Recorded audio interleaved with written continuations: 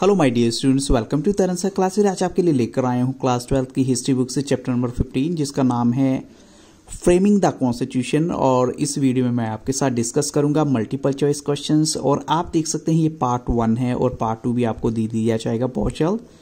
और अगर अभी तक आपने मेरे चैनल की प्लेलिस्ट को विजिट नहीं किया तो वो भी आप कर सकते हैं। और अगर आप चाहें तो इस वीडियो की डिस्क्रिप्शन बॉक्स को जरूर देखिएगा, वहां पर आपको डिफरेंट सब्जेक्ट्स की मल्टीपल चॉइस क्वेश्चंस की वीडियोस अवेलेबल हो जाएंगी, प्लेलिस्ट मिल जाएगी। और फर्स्ट क्वेश्चन देखिए यहाँ पर, when did the Indian constitution come into effect. अब आपको बताना है कि इंडियन कॉन्स्टिट्यूशन इफेक्ट में कब आया था। तो ऑप्शन आपके सामने है 26 जनवरी 1947, 26 जनवरी 1948, 26 जनवरी 1949 या फिर 26 जनवरी 1950। तो हम कहेंगे यहाँ पर जो इंडियन कॉन्स्टिट्यूशन इफेक्ट में आया था, प्रभाव में आया था, वो आया था 26 जनवरी 1950 जो है ऑप्शन डी यहाँ पर राइट आंसर है। अब चलते हैं क्वेश्चन नंबर 2 के लिए। The constitution of India was framed between December 1946 and dash. और इस ब्लैंक में आपको सेकेंड डेट बतानी है, मार्च 1947, मार्च 1948, नवंबर 1948 या फिर नवंबर 1949। तो यहां पर हम कहेंगे जो राइट आंसर है वो है दिसंबर 1946 के अलावा वो है नवंबर 1949, ऑप्शन डी यहां पर राइट आंसर है। अब चलते हैं क्वेश्चन नंबर 3 के लिए। Which of the following leaders try to win freedom through arm struggle with foreign aid. इनमें से वो लीडर कौन थे जिन्होंने हथियारों के दम पर जो है, और वो भी पर्टिकुलरली हम कहें जो है फॉरेन एड यानी विदेश से हेल्प मिली और हथियारों के दम पर जो है फ्रीडम फाइट करने की कोशिश की, जीतने की कोशिश की। वो है जवाहरलाल नेहरू, सुभाष चंद्र बोस, सरदार पटेल या फिर जेबी कृपलानी।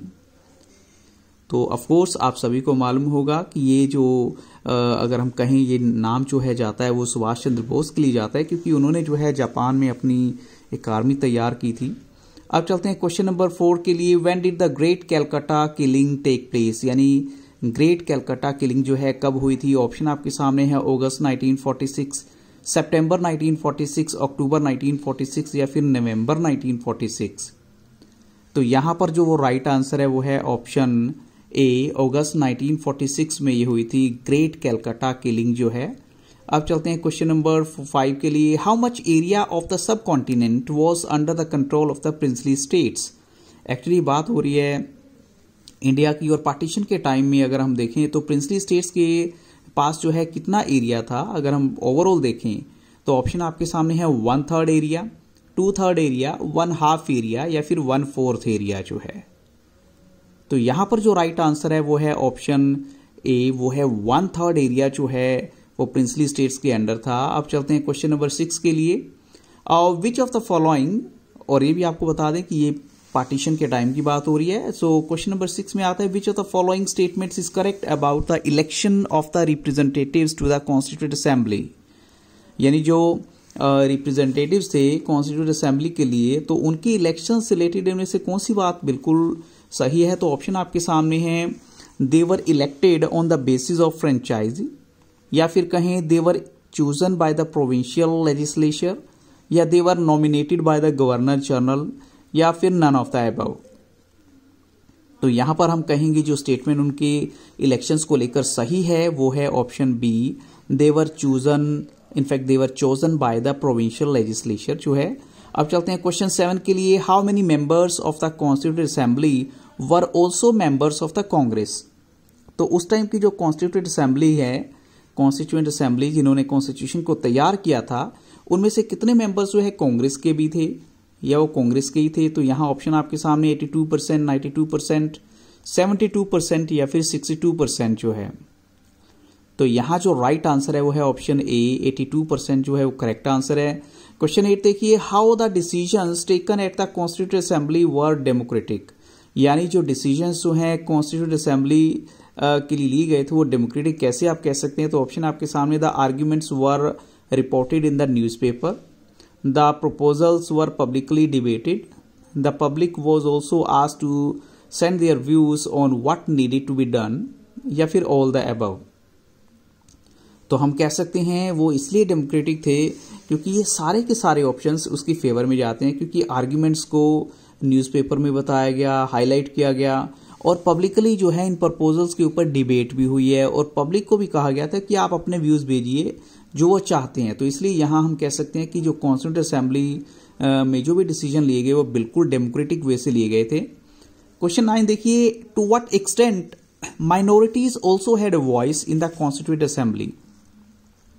अब किस हद तक आप कह सकते हैं कि माइनॉरिटीज की भी आवाज थी, उनके पास भी हक था कॉन्स्टिट्यूंट असेंबली को लेकर जो है। तो ऑप्शन आपके सामने हैं। जैसे फर्स्ट ऑप्शन है कि बड़े सारे जो लिंग्विस्टिक माइनॉरिटीज हैं they wanted the production of their mother tongue, कि उनकी मदर टंग को भी इंपॉर्टेंस दी जाए। जो रिलीजियस माइनॉरिटीज थे they asked for special safeguards, वो चाहते थे भी उनको सुरक्षा दी जाए। दलित जो है they demanded an end to all caste operation and reservations of seats in government job bodies जो है वो कहते थे कि देखो ये जो कास्ट के बेस पे ऑपरेशन हो रहा है वो नहीं होना चाहिए और जितने भी गवर्नमेंट जॉब्स है वहां रिजर्वेशन होनी चाहिए। फिर लास्ट ऑप्शन है all the above.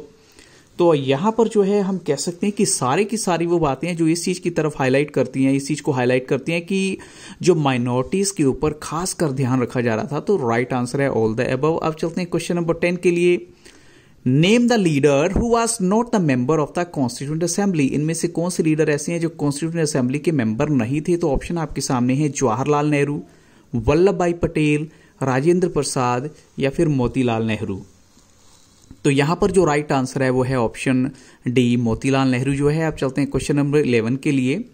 On the question of separate electorate which of the following member of the constituent assembly said with the help of it they allowed you यहां पर कौन है, जो माइनॉरिटीज हैं, to a long lull, so give it up now there is no one to misguide you.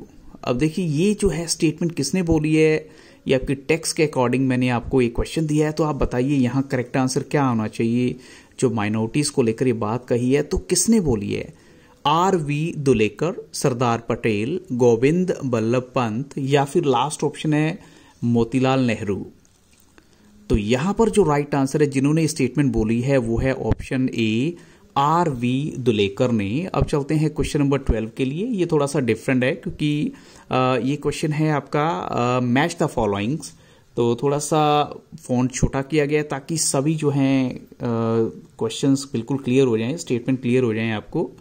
तो यहाँ पर जो है फर्स्ट ऑप्शन है 26 जनवरी 1950 इंडिया बिकेम इंडिपेंडेंट, या फिर 15 अगस्त 1947, 9 दिसंबर 1946, 13 दिसंबर 1946 और इसके सामने वाले ऑप्शंस गिवन है और आपको एक एक करके उनको करेक्ट बताना है। तो ऑफकोर्स हम कहेंगे यहाँ पर जो है 26 जनवरी 1950 अगर लेते हैं तो यहाँ राइट आंसर क्या होना चाहिए।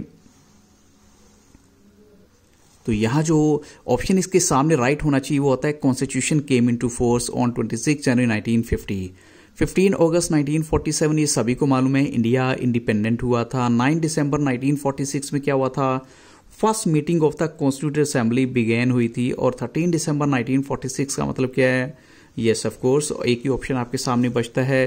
तो यहाँ पर मैंने इन आंसर्स को इन्हीं के कलर्स के अकॉर्डिंग आपको दे दिया ताकि आपको इनको आइडेंटिफाई करना थोड़ा सा ईजी हो जाए। तो जैसा कि आप देख सकते हैं 26 जनवरी 1950 कॉन्स्टिट्यूशन केम इनटू फोर्स है। ऐसी नेक्स्ट आंसर्स आपको मिल जाएंगे। तो ये एक match the following based question है। नेक्स्ट क्वेश्चन भी हमारा जो है इसी से रिलेटेड है।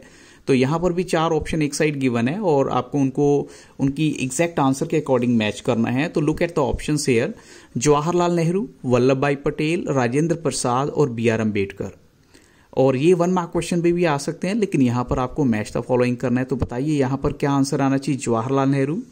तो ऑफकोर्स हम कहेंगे कि ऑब्जेक्टिव रेजोल्यूशन जो है वो उन्हीं की देन है, चलो ठीक है। लेकिन वल्लभ भाई पटेल हैं, अब उनके बारे में क्या आता है। तो यहां हम कह सकते हैं की role in drafting several reports and working of to reconcile opposing points of view है।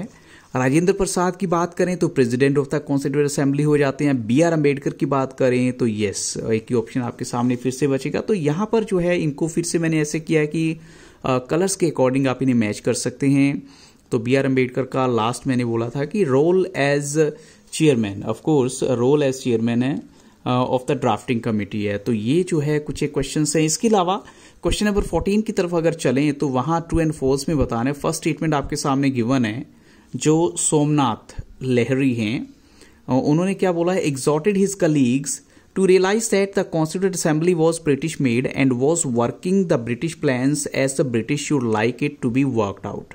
वो कहते हैं कि देखो ये जो कॉन्स्टिट्यूएंट असेंबली है ये बिल्कुल ब्रिटिशर्स के प्लान के अकॉर्डिंग चल रही है कि जैसे वो चाहते हैं वैसा हो। क्या लगता है कि ये स्टेटमेंट उन्होंने जो कही थी वो सही है? तो अगर हम कहें कि ये स्टेटमेंट बिल्कुल जो है वो ट्रू है, इसमें कोई डाउट नहीं है, ये स्टेटमेंट उन्होंने बिल्कुल बोली थी, ऐसी बोली थी इसको लेकर। ऐसी जो है अगर नेक्स्ट क्वेश्चन की तरफ देखें कि जो इलेक्शंस हुए थे 1937 में, जो 1935 का जो रेजोल्यूशन था उसके बाद अगर हम कहें तो इंडिया एक्ट के तहत जो है यहाँ पर क्या हुआ था, Congress came to power in all the 11 provinces. क्या स्टेटमेंट सही है, मीन्स ट्रू है या फॉल्स है? तो हम कहेंगे यहाँ ये स्टेटमेंट जो है वो फॉल्स है। उसका रीजन क्या है कि कांग्रेस को सभी के सभी 11 प्रोविंसेस में विक्ट्री नहीं मिली थी बट 8 में मिली थी, तो यहाँ स्टेटमेंट फॉल्स है, इसलिए हम कहेंगे दिस इज फॉल्स। और बच्चों इन्हीं क्वेश्चंस के साथ इस वीडियो को यहाँ स्टॉप करूंगा। I hope so these questions will definitely help a lot and thank you very much for watching Taran sir classes. और वीडियो की डिस्क्रिप्शन बॉक्स को देखना मत भूलिएगा और लाइक शेयर और सब्सक्राइब करना भी मत भूलिएगा। Thank you very much and have very nice day.